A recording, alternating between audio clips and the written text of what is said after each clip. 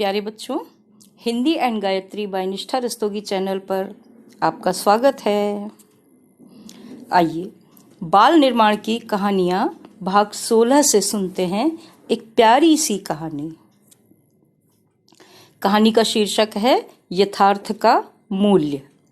एक लड़की थी, उसका नाम था कदली। है ना बहुत प्यारा नाम। लेकिन कदली का मतलब पता है आपको? कदली माने होता है केला। ये देखिए, ये है कदली का पेड़। अब आप कदली को हमेशा याद रखेंगे, है ना? तो कदली के अंक उस कक्षा में सबसे अधिक आते थे। पढ़ाई में बहुत अच्छी थी वो, परंतु व्यवहार में भी बहुत कुशल थी। जो अध्यापिकाएं उसे पढ़ाया करती, उनके आसपास वह किसी न किसी बहाने चक्कर लगाया करती। सभी से उसने कक्षा से अलग व्यक्तिगत संबंध बना रखे थे। कभी किसी शिक्षिका की प्रशंसा करती।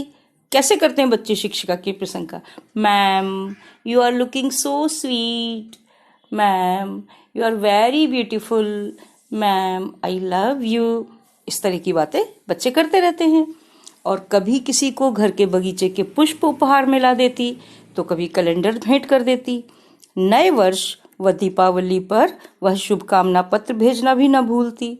बच्चों, ये वैसे बहुत अच्छी बात है, सबको करना चाहिए यह, ठीक? तो परिणाम यह था कि शिक्षिकाएं उससे अच्छी तरह परिचित थीं, सभी उसकी प्रशंसा करती थी। ऐसा नहीं था कि कदली ये केवल दिखावे भर के लिए करती हो। उसके मन में अपनी शिक्षिकाओं के प्रति आदर था, श्रद्धा थी। वह थी ही व्यवहार कुशल, परंतु इस बार वह अपनी श्रद्धा का कुछ अधिक ही प्रदर्शन कर रही थी। उसका कारण था कॉलेज का स्वर्ण पदक, जो इंटर कक्षा की सर्वश्रेष्ठ छात्रा को प्रतिवर्ष दिया जाता था। इंटर माने कक्षा 12, और स्वर्ण पदक होता है जिसको बोलते हैं मेडल, गोल्ड मेडल। आइए स्वर्ण पदक दिखाते हैं आपको। ये है, देखिए स्वर्ण पदक। तो ये स्वर्ण पदक बेस्ट स्टूडेंट को मिलना होता है। इसीलिए कदली जो है इस बार शिक्षिकाओं की प्रशंसा कुछ ज्यादा ही कर रही थी। चलिए, इसके पहले कि हम कहानी को आगे बढ़ाएं, आप लाइक कर दीजिए इस वीडियो को और चैनल को सब्सक्राइब कर दीजिए। Thank you. चलिए अब आगे सुनाते हैं कहानी। तो कदली शिक्षिकाओं को प्रभावित कर इस वर्ष का यह पदक स्वयं पाना चाहती थी। तो जो छात्रा खेल कूद, पढ़ाई, सांस्कृतिक उत्सव, सांस्कृतिक कार्यक्रम, भाषण, अनुशासन आदि गतिविधियों में श्रेष्ठ होती, उसे ही यह पदक दिया जाता। परंतु कदली जानती थी कि निर्णायिकाएं तो शिक्षिकाएं ही हैं। निर्णायिकाएं माने निर्णय लेने वाली।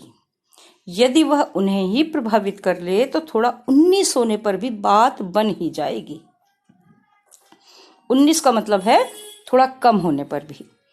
कदली की प्रतिद्वंद्वी छात्रा थी अचला। प्रतिद्वंद्वी मतलब पैरेलल, जिसको मिल सकता था। या तो ये पदक कदली को मिल सकता था या फिर अचला को मिल सकता था। वह भी पढ़ाई में तेज थी और कॉलेज की सभी गतिविधियों में भाग लेती थी, परंतु उसका स्वभाव कदली से अलग था। वो कदली जैसी नहीं थी। वह शर्मीली लड़की थी। शिक्षिकाओं के आसपास चक्कर नहीं लगाती थी। यद्यपि मन ही मन वह शिक्षिकाओं का बहुत आदर करती थी, परंतु कभी उसका प्रदर्शन न करती थी। गुरुजनों के सम्मुख जाते ही वह विनम्रता से झुक सी जाती। कदली की भांति बातें न बना पाती। सत्र की समाप्ति होने लगी तो शिक्षिकाओं की बैठक में यह विषय भी उठाया गया कि स्वर्ण पदक किसे दिया जाए। सत्र का मतलब होता है पढ़ाई का जो निर्धारित साल होता है, जिसे अंग्रेजी में बोलते हैं सेशन। जैसे बच्चे पढ़ते हैं ना, शुरू हो गई पढ़ाई अप्रैल से और खत्म हो रही है मार्च, तो इसको बोलते हैं पूरा एक सत्र। तो सत्र की समाप्ति होने लगी तो शिक्षिकाओं की बैठक में यह विषय भी उठाया गया कि स्वर्ण पदक किसे दिया जाए। अधिकांश का मत कदली की ओर था। कुछ ही शिक्षिकाएं ऐसी थीं जो अचला का नाम भी ले रही थीं, परंतु उनकी आवाज कदली का समर्थन करने वाली शिक्षिकाओं की आवाज में दबकर रह गई थी। प्राचार्य स्वयं कदली के व्यवहार से प्रभावित थीं और उसी का नाम ले रही थीं। शैक्षिक तथा अन्य गतिविधियों के विवरण देखकर छात्रा के नाम को अंतिम रूप में स्वीकार किया जाता था। कदली और अचला दोनों के समस्त कार्यों और योग्यताओं के विवरण प्राचार्य के कार्यालय में पहुंचे। उन्हें ये देखकर आश्चर्य हुआ कि न केवल शैक्षिक स्तर पर अपितु अन्य विविध गतिविधियों में भी अचला कदली से आगे थी। अरे, इस छात्रा पर अभी तक हमारा ध्यान क्यों नहीं गया? वह मन ही मन सोचने लगी। उन्हें ध्यान आया कि 2 वर्ष पूर्व ही इस छात्रा ने दूसरे कॉलेज से आकर प्रवेश लिया है।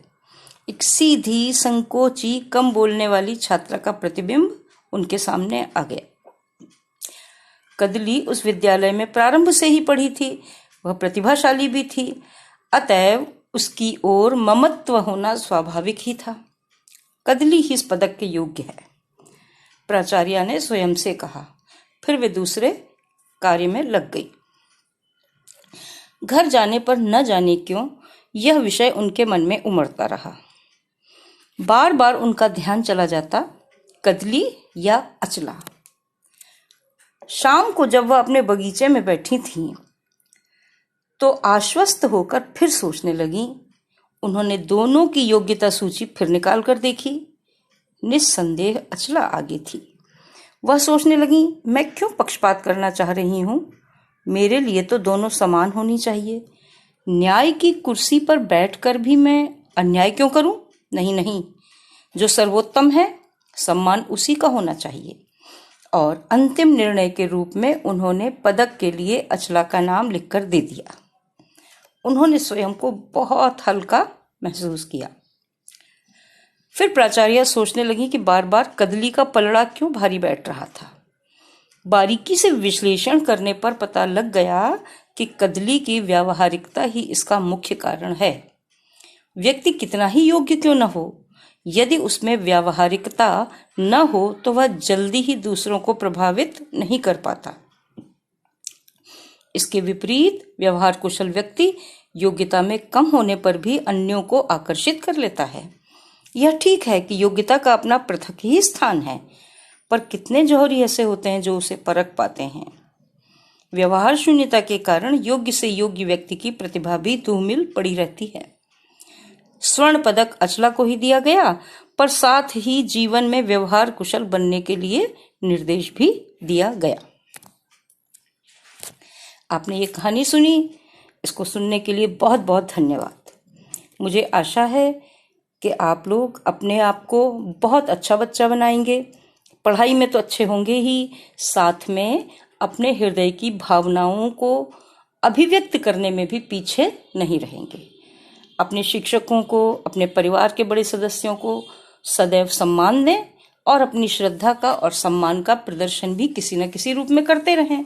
जैसे परिवार के लोगों का सम्मान करें, उन्हें प्रातःकालीन प्रणाम करके, उनके आने पर चरण स्पर्श करके, और शिक्षकों को भी इसी प्रकार श्रद्धा और सम्मान दें और विशेष अवसरों पर उन्हें अभिनंदन पत्र यानी ग्रीटिंग कार्ड अवश्य दें। Thank you.